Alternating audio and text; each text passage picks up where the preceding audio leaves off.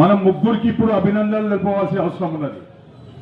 ఒకటి, నరేంద్ర మోడీ గారికి ఈడబ్ల్యూఎస్ పెట్టినందుకు.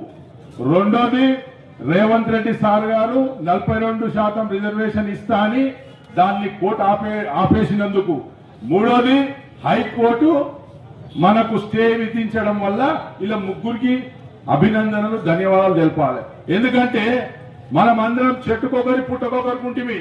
కానీ చేసిన ఈ పనులకు ఈ రోజు డాక్టర్ సాబ్ గాని, రవిగౌడ్ గాని, నేను గాని, మురళి గాని, రమేష్ గాని అందరం కూడా ఏకమైనమంటే ఈ ముగ్గురికి ధన్యవాదాలు తెలపవలసిన అవసరం ఉందని చెప్పేసి ఈ సందర్భంగా మీ అందరూ కూడా తెలియజేసుకుంటున్నాను. మరి ముఖ్యంగా ఈ దేశంలో ఎస్సీ, ఎస్టీ, మైనార్టీ, బీసీలు 90% ఉన్నాం.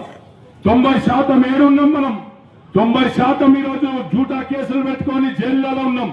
90% మనం ఈరోజు ఆరోగ్యం బాగలేక హాస్పిటళ్లలో ఉన్నాం.